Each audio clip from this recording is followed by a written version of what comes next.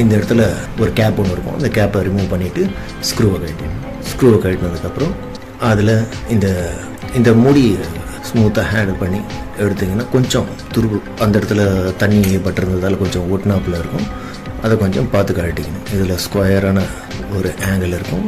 இந்த ஸ்ப்ரிண்டில்லையும் வந்து ஸ்கொயரான ஒரு ஆங்கிள் இருக்கும். அதனால் அதுலேருந்து இதை பார்த்து எடுக்கணும். இது உடஞ்சி மாட்டிக்கிச்சின்னா குழா வீணாக போயிடும். அதனால் கேர்ஃபுல்லாக வந்து அதை கழட்டிக்கணும். இதுதான் அந்த ஸ்ப்ரிண்டில் இருந்து. இதுக்கு அந்த கிளாம்பை போட்டு கழட்டணுன்னா இது கழட்டி வந்துடும். இதுக்கேற்ற நம்பர் வந்து 80. அதுக்குரிய ஏதாவது ஒரு ஸ்பெண்டர் போட்டு இதிலேருந்து இதை ரொட்டேட் பண்ணிக்கங்க. இது பண்ணிங்கன்னா கழட்டி வந்துடும். இதுதான் இதுக்குள்ளே இருக்கிற டிவைஸ். இது இப்படி நம்ம குழாவை திறக்கும்போது இது உள்ளே இழுக்கப்பட்டு இந்த ஹோலில் இருந்து வாட்டர் வெளியே வரும். இது வழியாக தண்ணி உள்ளே போகும். இது வழியாக எப்படி வெளியே வரும். இதுதான் அதை க்ளோஸ் பண்ணி அடைக்கக்கூடாது. இதை அப்படியே எடுத்துகிட்டு போய் காட்டும். கடையில் ப்ளம்பிங் கடைகளில் போய் காட்டும்போது இதையே பார்த்து அதுக்குரியதை வந்து கொடுப்பாங்க. நான் அதை காமிச்சு அதுக்குரியதை வாங்கியிருக்கேன். இது எனக்கு இங்கே மார்க்கெட் வேல்யூவில் 75 ருபீஸு கிடைச்சது. முன்ன பின்ன வேல்யூஸ் வந்து ஊரை பொறுத்து, அவங்க கொடுக்குற குவாலிட்டியை பொறுத்து, டிமாண்டை பொறுத்து அதனோட காஸ்ட்டும் வந்து ஒரு 20-30 ரூபா வேரி ஆகும். இதுக்குள்ளே இருக்கிற இது கரெக்டாக அதுக்கு சரியாக போகிறத பார்த்து செக் பண்ணி தான் அவங்க கொடுப்பாங்க. இதுக்கும் ஒரு ஸ்க்ரூ ஒன்று கொடுத்துருப்பாங்க. இதை எடுத்து வச்சுக்கோங்க.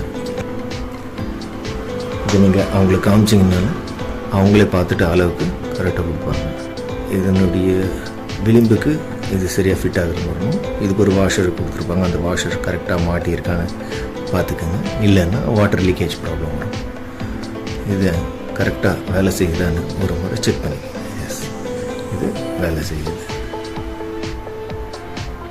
இப்போ இதை இதனுடைய பொசிஷனில் வச்சு ஒரு முறை ரிவர்ஸ் திருப்புங்க. அந்த த்ரெட்டு கரெக்டாக அதனுடைய பிளேஸில் உட்காரும்பொழுது உங்களாலே ஒரு சவுண்ட் ஃபீல் பண்ண முடியும். அப்போ நார்மல் த்ரெட்டிங்கை திருப்புங்க. அப்போ கரெக்டாக அதோட விளிம்பில் அது செட் ஆகும். இப்போ இது கரெக்டாக டைட் பண்ணிக்கோங்க. இந்த இடத்துல கரெக்டாக இதை அழுத்திக்கிச்சின்னா வாட்டர் லீக்கேஜ் இல்லாமல் இது டைட்டாக பிடிச்சிக்கோங்க. இப்போ இது கரெக்டாக ஃபிட் ஆகிடுச்சு. உட்காரலன்னா அதை கரெக்டாக அந்த பொசிஷனுக்கு ஸ்ட்ரெயிட்டாக வச்சு அந்த பொசிஷனை கரெக்டாக திருப்புற அளவுக்கு இது செட் ஆகிக்கணும். ஸ்க்ரூ பண்ணிங்க, அதை போட்டு இது டைட் பண்ணிக்கோங்க. டைட் பண்ணும்போது டைட்டான்னு பார்த்துங்க. ஷேக்கிங் இல்லாத வரைக்கும் எவ்வளவு டைட்டாக ஃபிட் பண்ண முடியும் தேவையான அளவுக்கு இது ஃபிட் ஆகிருக்கு.